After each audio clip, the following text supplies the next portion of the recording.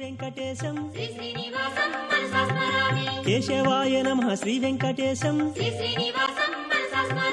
గోపాలాయ నమః శ్రీ వెంకటేశం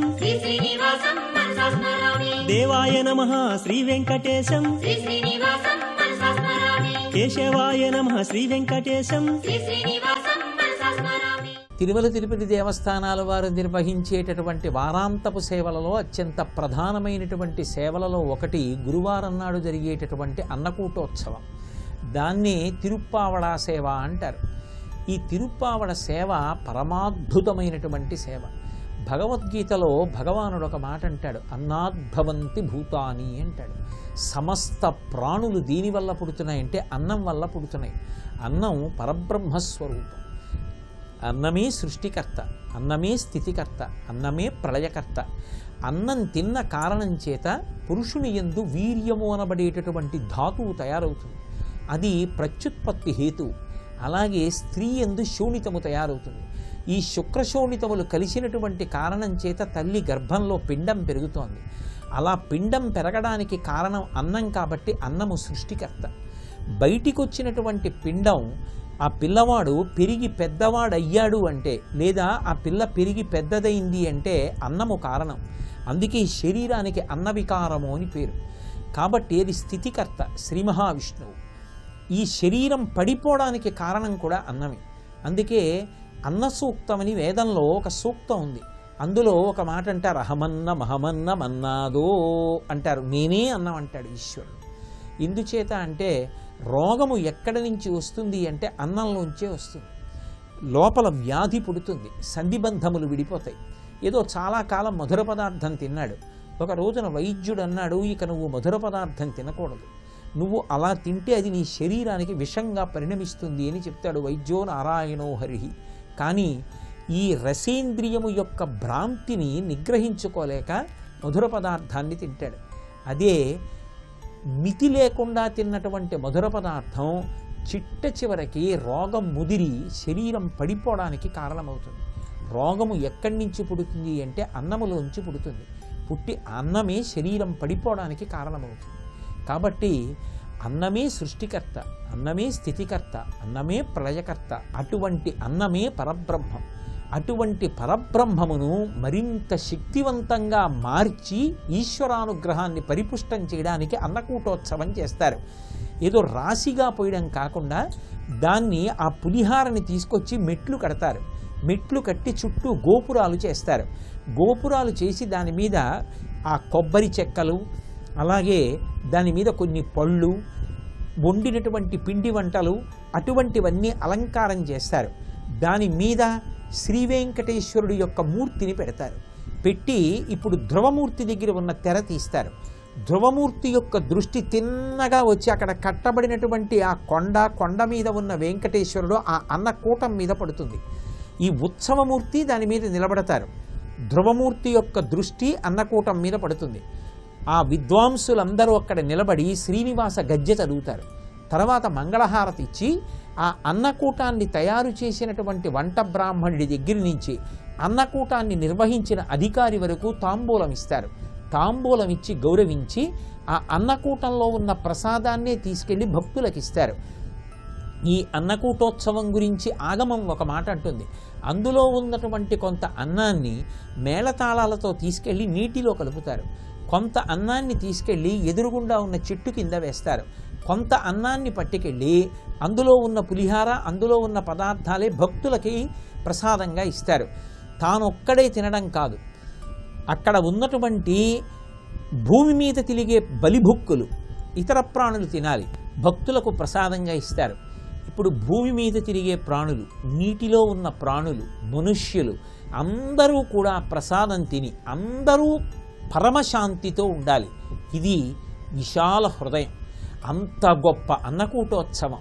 అటువంటి అన్నకూటోత్సవం కాకినాడ పట్టణంలో ఉన్నటువంటి అయ్యప్ప స్వామి దేవాలయ ప్రాంగణంలో శ్రీ వెంకటేశ్వర వైభవోత్సవాలలో అంతర్భాగంగా నిర్వహింపబడినప్పుడు ఈటీవీ వారు దాన్ని చిత్రీకరించి అసంఖ్యాకమైనటువంటి భక్తకోటికి అందరికీ కూడా అందించారు. ఆ అందించినప్పుడు చేసినటువంటి ప్రయత్నాన్నే ఇప్పుడు మీ అందరూ కూడా టీవీ స్క్రీన్స్ మీద చూడబోతున్నారు. కేవలం అది ఏదో కార్యక్రమంగా భావన చేయకుండా మీ అందరూ కూడా ఈ అన్నకూటోత్సవంలో పాల్గొంటున్నామన్న భావనతో నమస్కరించి కార్యక్రమాన్ని చూసిన నాడు మీ అందరూ కూడా భక్తితో ఆస్వాదించవలసినదిగా ప్రార్థన చేస్తూ స్వస్తి. ఓం నమో వెంకటేశాయ.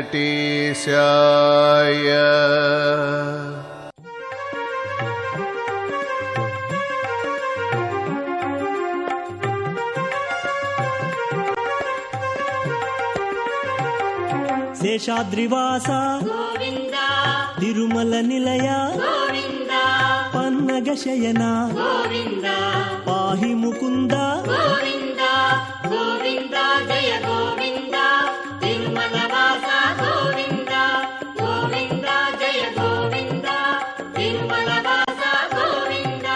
వేద రక్షక వేద వేద్యుడా పావనమూర్తి పతిత పావన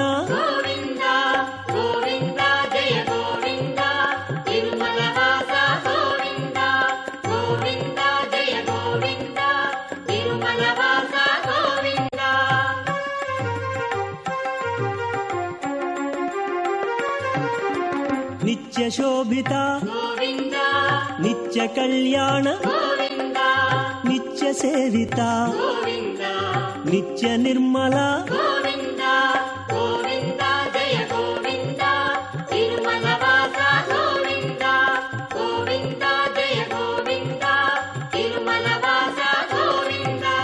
ఆది పురుషుడవు ఆద్యంతరహిత ఆపదలు బాపు అంతయు నీవే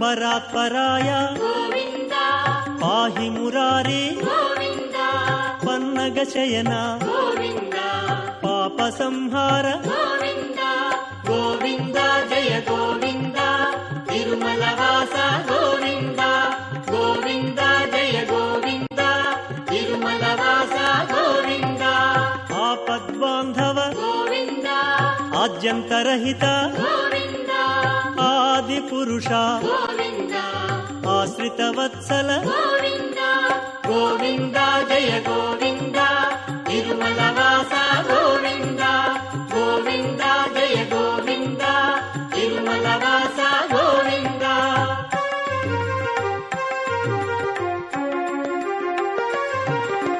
అదీనాత్మనే గోవింద ఆదిత్యాయ గోవింద అనేక రూప గోవింద అగణిత గుణగణ గోవింద గోవింద జయ గోవింద తిరుమల వాస గోవింద గోవింద జయ గోవింద తిరుమల వాస గోవింద. ప్రసన్న వదన గోవింద ప్రసన్న మూర్తి గోవింద ప్రసన్న హృదయ గోవింద ప్రసన్నాత్మక గోవింద గోవింద జయ గోవింద తిరుమల వాస గోవింద గోవింద జయ గోవింద తిరుమల వాస గోవింద.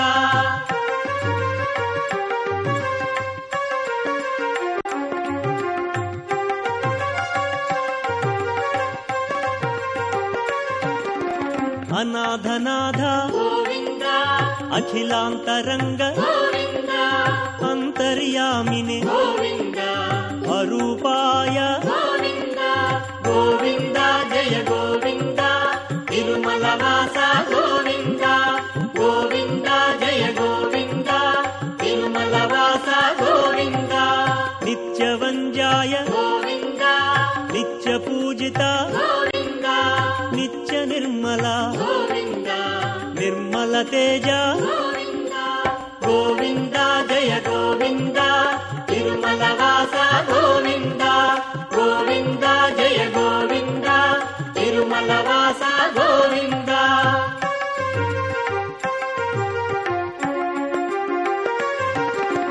ప్రేమ స్వరూప గోవింద ప్రేమమూర్తయే గోవింద పరమ పావన గోవింద పరం జ్యోతియే గోవింద గోవింద జయ గోవింద తిరుమల వాస గోవింద గోవింద జయ గోవింద తిరుమల వాస గోవింద సర్వలోక ప్రియ గోవింద సర్వలోకహిత గోవింద సర్వేశాయ గోవింద సర్వకారణ గోవింద గోవింద జయ గోవింద తిరుమల వాస గోవింద గోవింద జయ గోవింద తిరుమల వాస గోవింద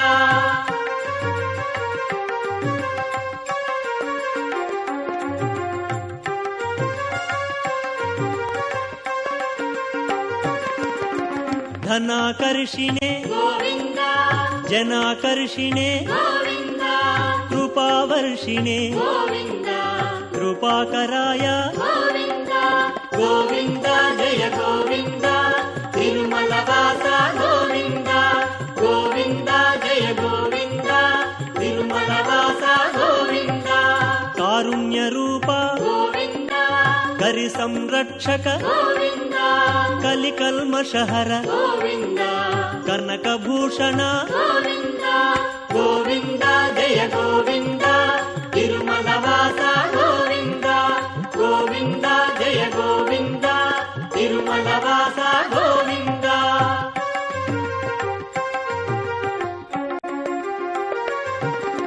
మత్స్యావతార గోవింద కూర్మరూపధర గోవింద వరాహ రూప గోవింద నారసింహనే గోవింద గోవింద జయ గోవింద తిరుమల వాస గోవింద గోవింద జయ గోవింద తిరుమల వాస గోవింద వామన రూప గోవింద పరశురామ గోవింద రామరూపధర గోవింద బలభద్ర రూప గోవింద గోవింద జయ గోవింద తిరుమల వాస గోవింద గోవింద జయ గోవింద తిరుమల వాస గోవింద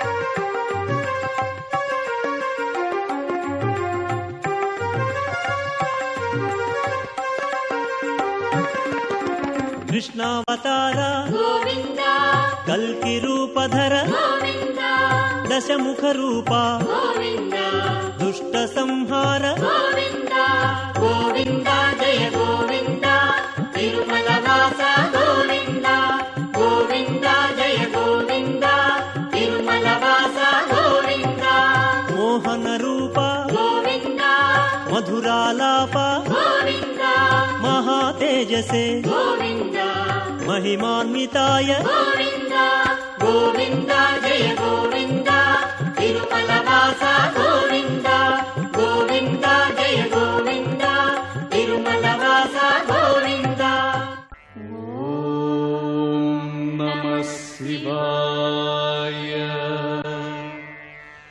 అతిమధ్యానక్తంజలభ్యః ప్రగృందానాం పదయే నమో నమః ఉష్ణేషణే గిరిజరాయ కులందానాం పదయే నమో నమః విషుమధ్యాహంభావిభ్యశ్చ వో నమో నమ ఆదన్భానేభ్యః ప్రతినిధానేభ్యశ్చ వో నమో నమః ఆయచ్చధ్వో విధయభ్యశ్చ వో నమో నమోశ్చధ్వో విద్భ్యశ్చ వో నమో నమ ఆసీనేభ్యశ్చ యానేభ్యశ్చ వో నమో నమః మపధ్యోజాగ్రద్భ్యశ్చ వో నమో నమశ్చర్ధోధావద్భ్యశ్చ వో నమో నమస్తభాభ్యస్తభావదిభ్యశ్చ వో నమో నమో అశ్వేభ్యోశ్చమదిభ్యశ్చ వో నమః నమ ఆభ్యాసనేభ్యో వివిధ్యందేభ్యశ్చ వో నమో నమ ఉగణాభ్యశ్చ గంహతేభ్యశ్చ వో నమో నమః వృక్షేభ్యో అధ్యవాజలభక్తా ప్రథమో దేవ్యాభిషగో అహేగశ్చ సర్వాన్ బ్రహ్మయన్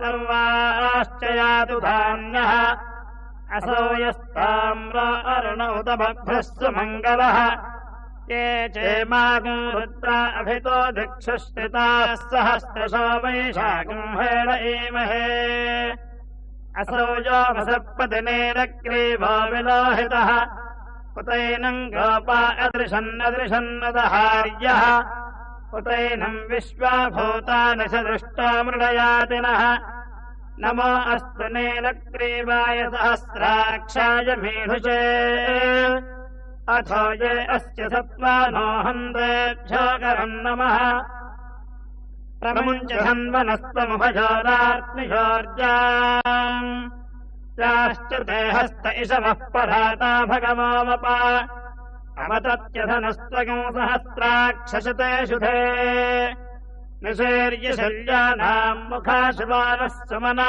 भव वितज्यन्धनः कपर्दिना विशल्यो बाणवागुम् उत अनेशन्नस्येषव आभुरस्य निषङ्गतिः याते हेतुम् मेढष्टमहस्ते बभूवते धनुः तयास्मान् विश्वतस्त्वमयक्ष्मया परिभुजा नमस्ते अस्त्वायुधाय नादताय भृष्णवे उभाभ्यामुदते नमो बाहुभ्याम् तव धन्वने परिते धन्वनो हेतुरस्मान् वृणक्तु विश्वतः अथो य इषदस्तभारे अस्मन्निषेहितम्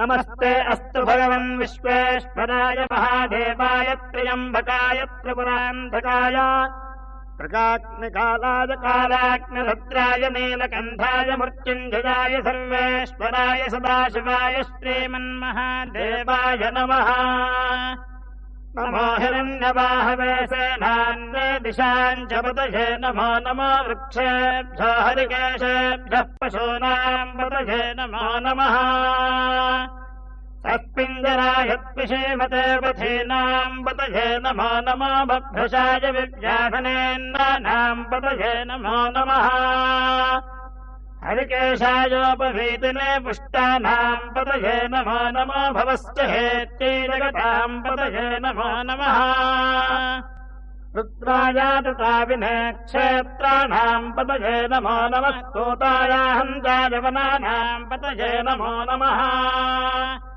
रोहिताय स्थपतये वृक्षाणाम् पतये नमो नमो मन्त्रिणे वाणजाय कक्षाणाम् पतये नमो नमः भवन्तये वारिवस्कृतायोषधीनाम् पतये नमो नमः उच्चेभ्योषाय क्रन्दयते पत्नीनाम् पतये नमो नमः नवीताय धावते सत्त्वनाम् पतये नमः ॐ नमो वेङ्कटेशाय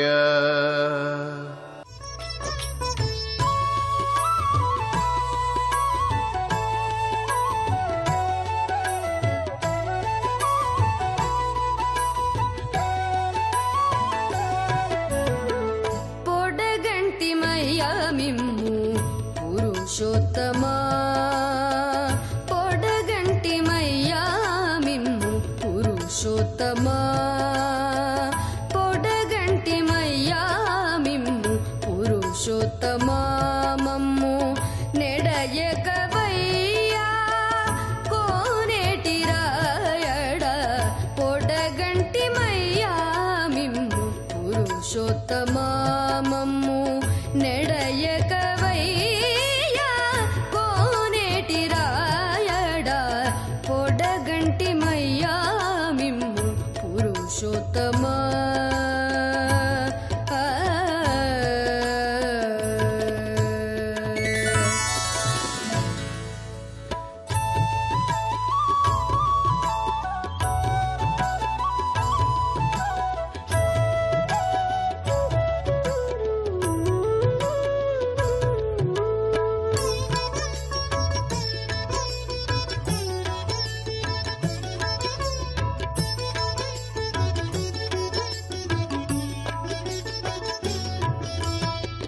కోరి మమ్ము నేలినట్టి కులదైవమా కోరి మమ్ము నేలినట్టి కులదైవమా చాలా నేరిచి పెద్దలిచ్చిన నిదానమా కోరి మమ్ము నేలినట్టి కులదైవమా చాలా నేరిచి పెద్దలిచ్చిన నిదానమా గరవించి దప్పి తీర్చు కాలమేఘమా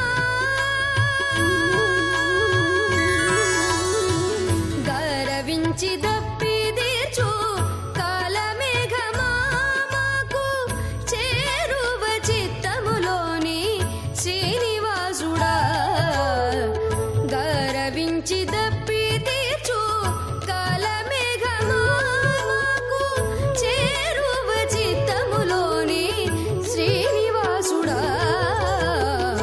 పొడగంటి మయ్యా మిమ్ము పురుషోత్తమమ్ము నెడయకవయ్యా కోనేటి రాయడా పొడగంటి మయ్యా మిమ్ము పురుషోత్తమా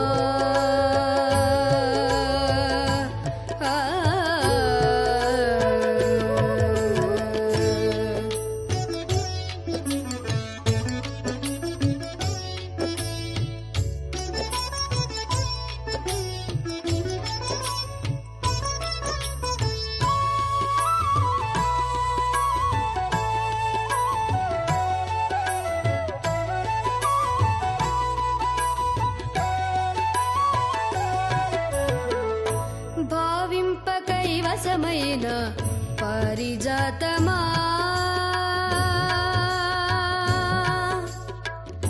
భావింప కైవసమైన పరిజాతమా మమ్ము చేవదేరగాచినట్టి చింతామణి భావింప కైవసమైన పరిజాతమా మమ్ము చేవదేరగాచినట్టి చింతామణి కావించి కోరికలిచే కామధేనువా మమ్ము తావై రక్షించేటి ధరణిధరా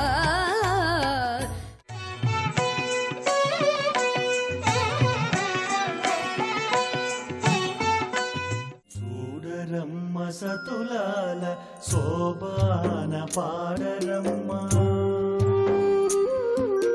చూడరమ్మ సతులాల శోభాన పాడరమ్మ కూడున్నది పతి చూడి కుడుతనాంచారి చూడరమ్మ సతులాల శోభాన పాడరమ్మ కూడున్నది పతి చూడి కుడుతనాంచారి శోభాని శోభాని శోభాని శోభాని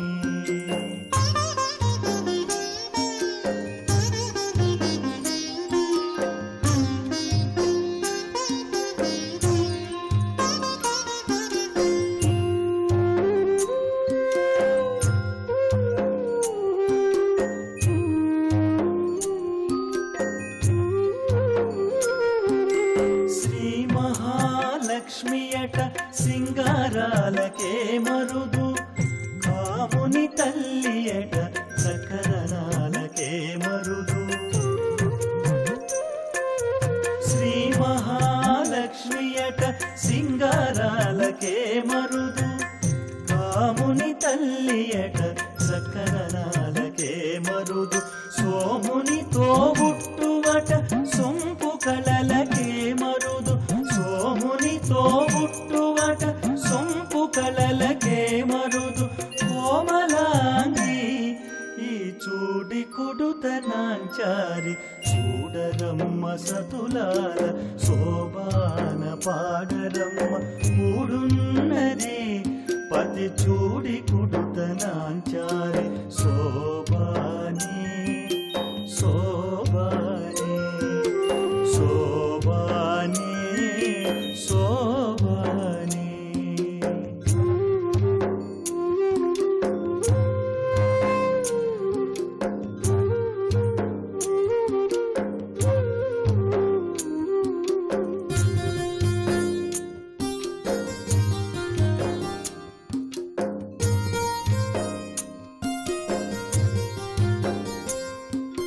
కలశాభి కూతురట గంభీరాలకే మరుదు తలపలోక మాటయట దయమరియే మరుదు కలశాభి కూతురట గంభీరాలకే మరుదు తలపలోక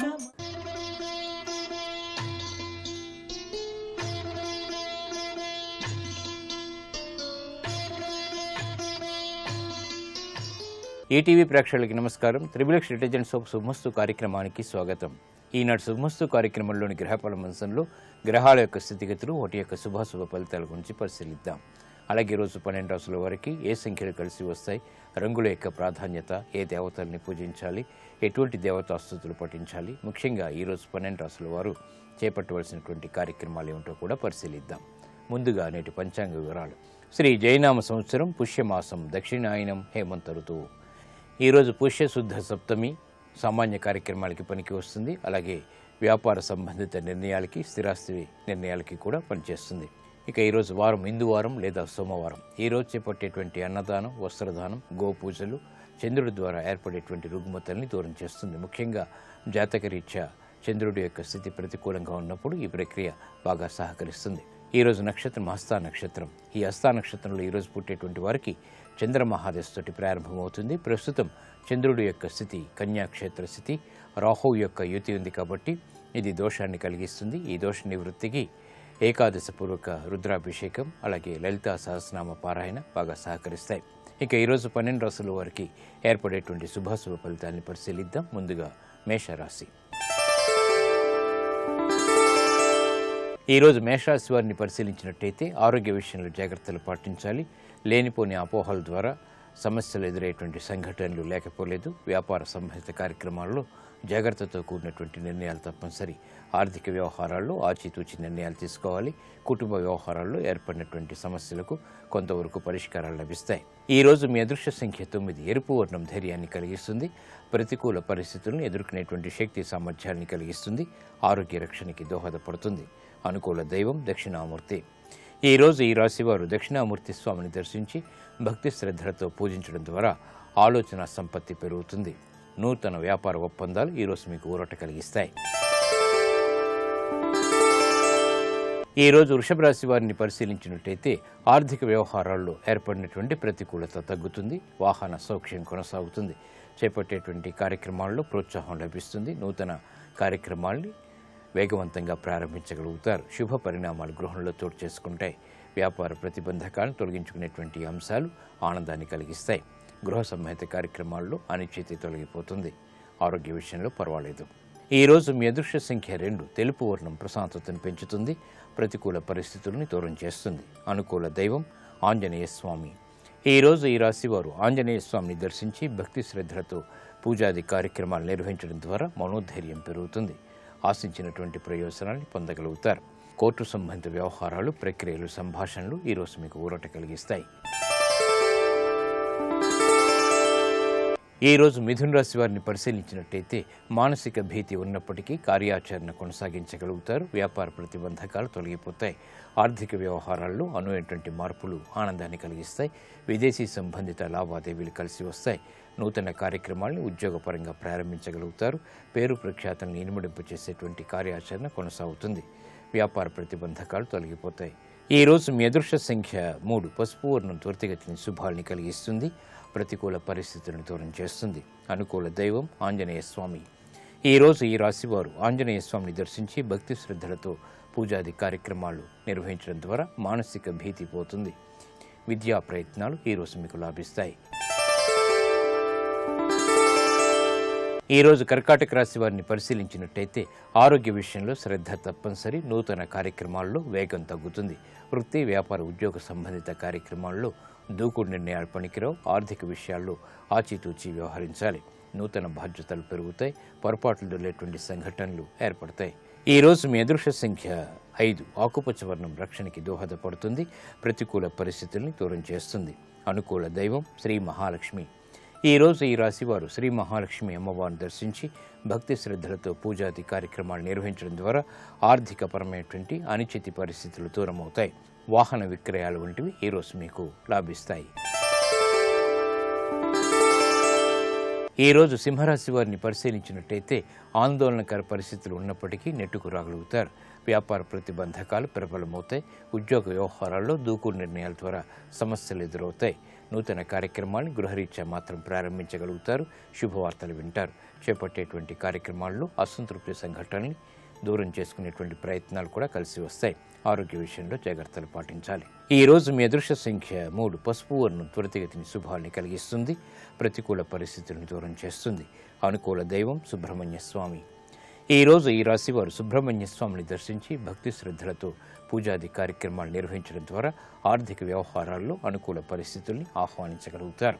ఆర్థిక వ్యవహారాలు ఈరోజు మీకు ఊరట కలిగిస్తాయి. ఈరోజు కన్యారాశి వారిని పరిశీలించినట్టయితే వాహన సౌఖ్యం కొనసాగుతుంది. మానసిక ధైర్యం పెరుగుతుంది.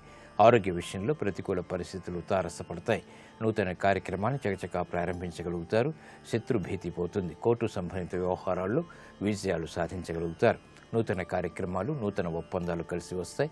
వ్యాపార ప్రతిబంధకాలు తొలగిపోతాయి. ఉద్యోగ సంబంధిత అభివృద్ధికి చేపట్టేటువంటి కార్యక్రమాల్లో ఆశాజనకమైనటువంటి వాతావరణం కొనసాగుతుంది. ఈ రోజు మీ అదృష్ట సంఖ్య 5. ఆకుపచ్చ వర్ణం రక్షణకి దోహదపడుతుంది. ప్రతికూల పరిస్థితిని దూరం చేస్తుంది. అనుకూల దైవం మహాకాళి.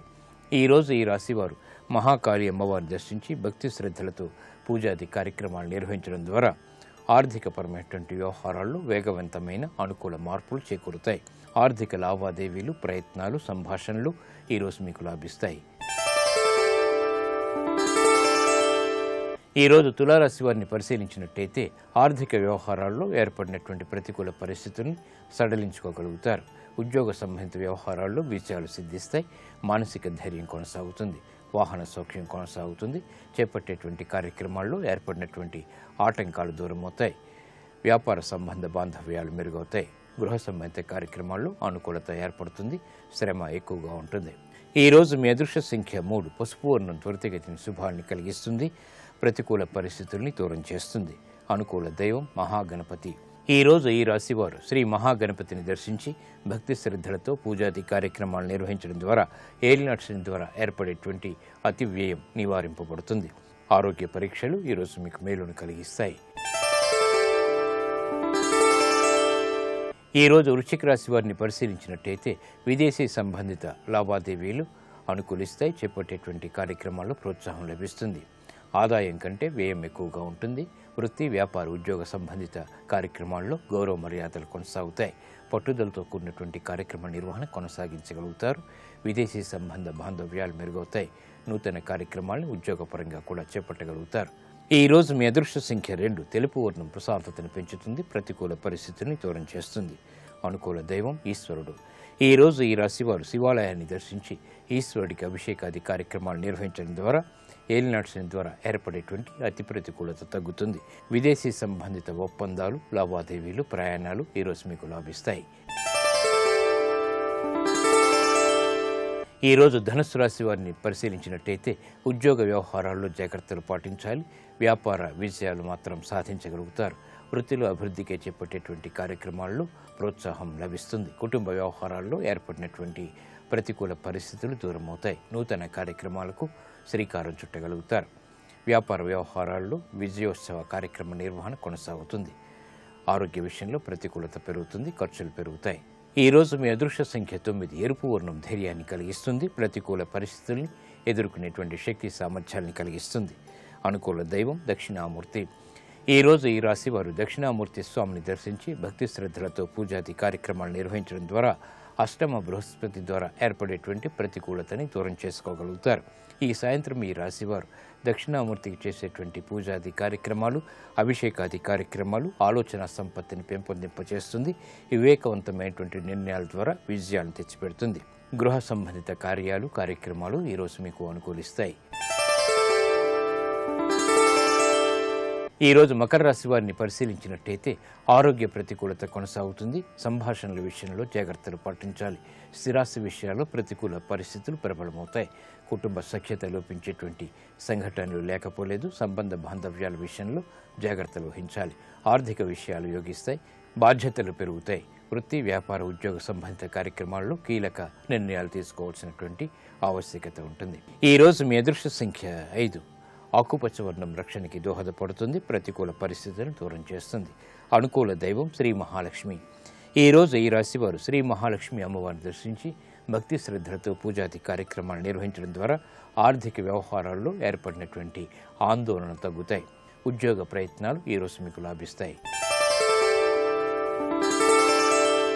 ఈరోజు కుంభరాశి వారిని పరిశీలించినట్టయితే ఆర్థిక అనిశ్చితి ఏర్పడుతుంది. ఆరోగ్య విషయంలో జాగ్రత్తలు పాటించాలి. దూకుడు నిర్ణయాలు పనికిరావు. స్థిరాస్తి విషయాల్లో ఏర్పడినటువంటి పేచీలు ప్రబలమవుతాయి.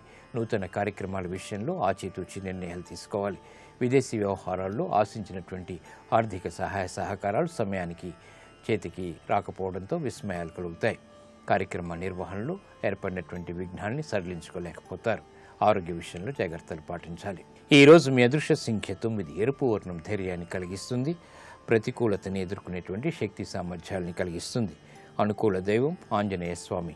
ఈరోజు ఈ రాశి వారు ఆంజనేయ స్వామిని దర్శించి భక్తి శ్రద్ధలతో పూజాది కార్యక్రమాలు నిర్వహించడం ద్వారా అష్టమ చంద్రుడి ద్వారా ఏర్పడేటువంటి ప్రతికూల పరిస్థితులు దూరమవుతాయి. ప్రశాంతత పెరుగుతుంది.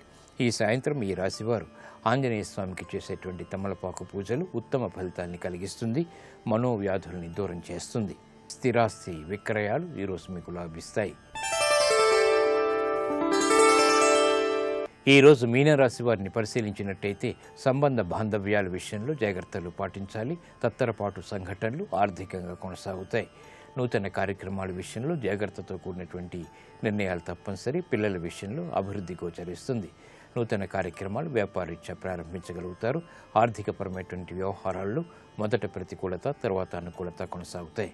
ఆరోగ్య వ్యవహారాల్లో జాగ్రత్తతో కూడినటువంటి నిర్ణయాలు తప్పనిసరి. ఈరోజు మీ అదృష్ట సంఖ్య 2. తెలుపు వర్ణం ప్రశాంతతని పెంచుతుంది. ప్రతికూల పరిస్థితుల్ని దూరం చేస్తుంది. ప్రమాదాలని దూరం చేస్తుంది. అనుకూల దైవం ఈశ్వరుడు. ఈరోజు ఈ రాశి వారు శివాలయాన్ని దర్శించి ఈశ్వరుడికి అభిషేకాది కార్యక్రమాలు నిర్వహించడం ద్వారా అష్టమ చంద్రుడి ద్వారా ఏర్పడేటువంటి అతి ప్రతికూలత తగ్గుతుంది. ప్రమాదాలు దూరం అవుతాయి. ఆరోగ్య పరీక్షలు ఈరోజు మీకు మేలుని కలిగిస్తాయి.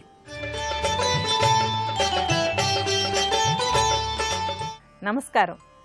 ఈనాటి శుభమస్తు కార్యక్రమంలో ఆరోగ్యం ఆయుర్వేదం శీర్షికన తల్లిపాల వృద్ధికి ఆయుర్వేదంలో ఉండేటువంటి మార్గాల గురించి తెలుసుకుందాం. ప్రసవించినటువంటి తల్లి బిడ్డకి ఇవ్వటానికి ప్రకృతిలోనే చాలా సహజంగా చాలా పరిపూర్ణంగా ఉండేటువంటి ఆహారం తల్లిపాలు. అంటే ఈ తల్లిపాలలో పిల్లకి కావాల్సినటువంటి అంటే బిడ్డకి కావాల్సినటువంటి ప్రోటీన్లు ఎంత ఉండాలో అంత, ఏ విధంగా ఉంటే ఆ బిడ్డకి అరుగుదలలో ఇబ్బంది ఉండదో ఆ విధంగా ఉంటాయి. అలాగే ఇనుము, కాల్షియము అన్నీ కూడా బిడ్డకి ఎంత పరిమాణంలో కావాలో అంత పరిమాణంలో ప్రకృతిలో సహజంగా ఉండేటువంటిది తల్లిపాలు. అలాగే రోగనిరోధక శక్తికి కావాల్సినటువంటి అన్ని రకాలైనటువంటి పదార్థాలు కూడా తల్లిపాలలో ఉంటాయి. తల్లిపాలు ఇచ్చినటువంటి వాళ్ళకి పిల్లలకి ఏంటంటే తర్వాత ఎలర్జీలు రాకుండా ఉండడం అనేటువంటిది జరుగుతోంది అనేటువంటిది మనకి పరిశోధనలో కూడా తెలిసినటువంటి అంశం. అందుకని తల్లిపాలు తప్పనిసరిగా బిడ్డకి ఇచ్చేలాగా చూసుకోవాలి. తల్లిపాలు బాగా స్రవించాలి అంటే ఏంటంటే గర్భవతిగా ఉన్నప్పటి నుంచి అన్ని పోషక విలువలు ఉండేటువంటి ఆహారాలు అంటే పళ్ళు, పాలు, ఆకుకూరలు, కాయగూరలు అన్నీ కూడా చక్కగా తీసుకుంటూ ఉండాలి. ఎటువంటి అనారోగ్యం లేకుండా చూసుకోవాలి. ఆ తర్వాత ఏంటంటే ప్రసవించిన తర్వాత ఎంత త్వరగా బిడ్డకి పాలు ఇవ్వడానికి ప్రయత్నిస్తే అంత బాగా పాలు రావడానికి అవకాశం ఉంటుంది. అంటే బిడ్డ పాలు తాగడమే ఆ పాలు బాగా స్రవించడానికి ఒక చక్కటి ప్రేరణగా ఉంటుందన్నమాట. అంటే హార్మోన్లు తొందరగా బాగా పనిచేస్తాయి. అలాగే ప్రసవించిన తర్వాత తల్లి కూడా పాలు ఎక్కువగా తీసుకుంటూ ఉండడం కూడా తల్లిపాలు బాగా స్రవించడానికి బాగా తోడ్పడుతుంది. తీసుకునేటువంటి ఆహారంలో ఎక్కువగా కారము, మసాలా లేకుండా చూసుకోవాలి. కారం, మసాలా రెండు కూడా తల్లిపాలు తగ్గించేస్తాయి కనుక అటువంటి ఆహార పదార్థాలు మానేసేయాలి. ఆ తర్వాత తల్లిపాలు బాగా రావడానికి ఆయుర్వేదంలో ఉండేటువంటి కొన్ని మార్గాలలో ఒక సింపుల్గా అంటే తేలికగా చేసుకోగలిగినటువంటి దాని గురించి తెలుసుకుందాం. దీనికి మనకు కావాల్సినటువంటిది ఏంటంటే గసగసాలు. ఈ గసగసాలు మనకి వంటింట్లో దొరికేటువంటి పదార్థం. గసగసాలకి తల్లిపాలను వృద్ధి చేసేటువంటి గుణం చాలా బాగా ఉంటుంది. అంటే కొన్ని ప్రాంతాల్లో మామూలుగా ఆహారంగా కూడా ప్రసవించిన స్త్రీకి దీన్ని ఇస్తూ ఉంటారు. అంటే గసగసాలను ఇస్తూ ఉంటారు తల్లిపాలు బాగా రావడం కోసం అని చెప్పి. గసగసాలని కొంచెం ఒకసారి కాస్త మిక్సీలో తిప్పేసి విడిగా పెట్టించుకోవాలి. అంటే కొలతలు అవి ఏం అవసరం లేదు, ఎప్పటికప్పుడు దీన్ని వాడుకోవచ్చు అనమాట. కొంత గసగసాల పొడిని విడిగా ఉంచేసుకుని దాన్ని రోజు వాడుకుంటూ ఉండొచ్చు. అలా వాడుకోవడానికి మనం ఏం చేస్తామంటే ఈ గసగసాలతోటి ఒక పాయసం లాగా తయారు చేయాలి. ఇలా తయారు చేసుకోవడానికి పాలు కావాలి. సుమారుగా ఒక పెద్ద కప్పుతో పాలు తీసుకుని ఆ పాలని పొయ్యి మీద పెట్టి కాచుకోవాలన్నమాట. అంటే పాలు కూడా తల్లిపాలు పెరగడానికి బాగా ఉపయోగపడతాయి. అలాగే ఈ ఔషధ ద్రవ్యమైనటువంటి గసగసాలు తేలికగా తల్లికి అరిగేందుకు కూడా మనకి ఈ పాలు సహాయపడతాయి. పాలను పొయ్యి మీద పెట్టి బాగా మరగనివ్వాలి. అవి బాగా మరుగుతున్నటువంటి సమయంలో 1 కప్పు పాలైతే కనుక సుమారుగా 1 చెంచాడు గసగసాలు పిండిలాగా చేసుకున్నటువంటి పొడిలాగా చేసుకున్నటువంటి గసగసాలని అందులో వేయాలి. వేసి కొంచెం బాగా ఉడికిన తర్వాత దాంట్లో చక్కెరని కలపాలి. పాయసంలోకి తగినంత చక్కెరను కూడా కలిపేసి కొంచెం సేపు ఉడికిన తర్వాత దాన్ని దించిపెట్టేసుకోవాలి. ఈ విధంగా గసగసాలతో తయారైనటువంటి పాయసాన్ని ప్రతిరోజు ఒక్కసారి ప్రసవించినటువంటి తల్లికి కనుక ఇస్తూ ఉన్నట్టయితే తల్లిపాలు వృద్ధి చెందడానికి ఈ గసగసాల పాయసం బాగా తోడ్పడుతుంది.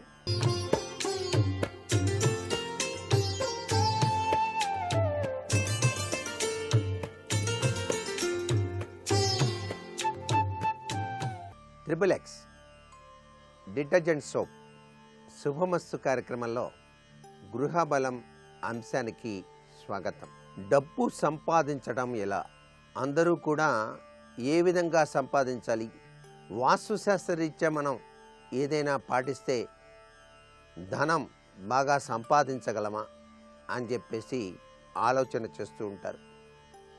డబ్బుకు ముఖ్యమైనటువంటి కారణం మన సృష్టిలోనే పరమాత్మ ఒక విచిత్రాతి విచిత్రమైనటువంటి లక్షణాన్ని మానవుడికి ఏర్పరిచాడు. అదే మనం తాగేటువంటి నీరు. ఎవరైతే ఎక్కువగా నీరు తీసుకొని నిత్యం కూడాను ఆలోచన సరళి చేస్తారో, ఎక్కువగా అంటే మరీ ఎక్కువగా కాదు, తక్కువగా నీరు తాగకుండా సమతౌల్యంగా కనుక స్వీకరించినట్లయితే ఆ నీటి యొక్క ప్రభావం శరీరంలో ఉండి మంచి ఆలోచన సరళి కలిగి పొదుపుగా వ్యవహరిస్తూ మంచి మంచి ఆలోచన సరళితో ముందడుగు వేసి ధనాన్ని అత్యధికంగా సంపాదించటానికి ఆస్కారం అత్యధికంగా ఉంటుంది.